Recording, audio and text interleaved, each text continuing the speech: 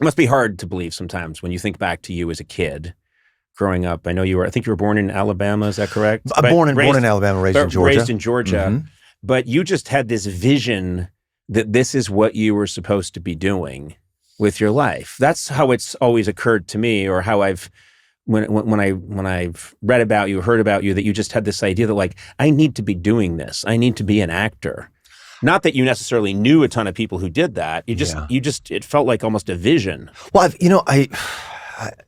the fact that you're doing a travel show and you live the life that you have lived, and other people have had a similar trajectory, and the audacity of thinking that you can live a life as a creative person.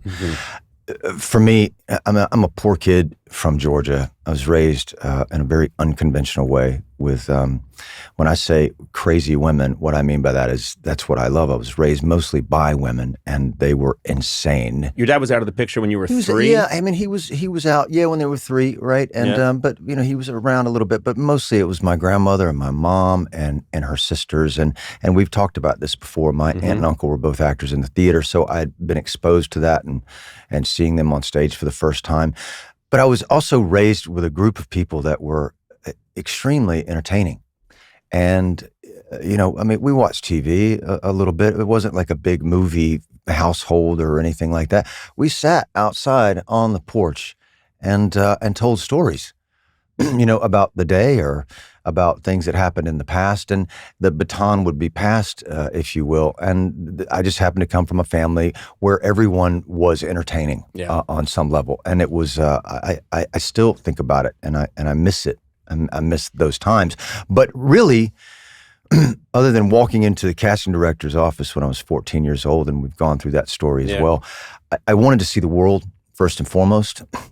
But I also was drawn to storytelling not because of exposure to cinema or exposure to anyone else that had done it, but because I felt like, wow, this is a place I feel normal. Yeah. I think I am people that know me would say that I am earnest. I'm an earnest guy, and I'm a pretty sensitive guy. I suppose there's a little level of volatility there, on some level, but it was a place that I found great comfort in, a place where I felt like I belonged. I didn't know how to go about doing it, even though I was very lucky to start working in Atlanta. My observation about you, is that, because I was thinking about you today, knowing that I'd see you, and I was thinking about, all the work that you've done, and all the roles that you've played. And whether you're in Vice Principals or whether you're in Righteous Gemstones, which I adore. I love Righteous Gemstones.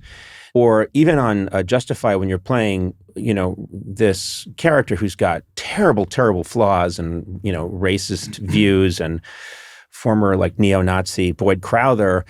All of your characters are entertaining people. They're very silver-tongued and they're funny. And I've always thought you can't play that unless that is in some way the essence of who you are. I don't think an unfunny person can play a funny person. Does that feel right to you? I would agree with that. I guess, yeah. In the way that I'm never going to play like a sexy man in a Right. movie. And if I can play a sexy man, you can play a sexy man. No. I mean, guess what? There have been many screen tests. And apparently when the camera gets in close, there's a thing that happens. The camera breaks. A break it shatters. There's a quality you have where I think, there's no way Walton wouldn't be a fun guy to hang out with, because you've played too many characters that really tickle me, where I think, okay, he'd be a fun hang. I think I'm a pretty fun hang. Yeah, I think I can be a fun hang. I think, I don't know how you guys feel about this, but I'm not funny in the way that Danny McBride is funny, right? Situationally funny. My wife is very, very funny, and I hang out with some funny people. Not a lot of comedians. I don't have a ton of comedian friends, but I think I can throw some stuff out without trying to be funny, and people find it humorous. But more often than not, whenever I'm working, I take all of those things very, very seriously. Mm-hmm. It really isn't comedy for me. It's not comedy either.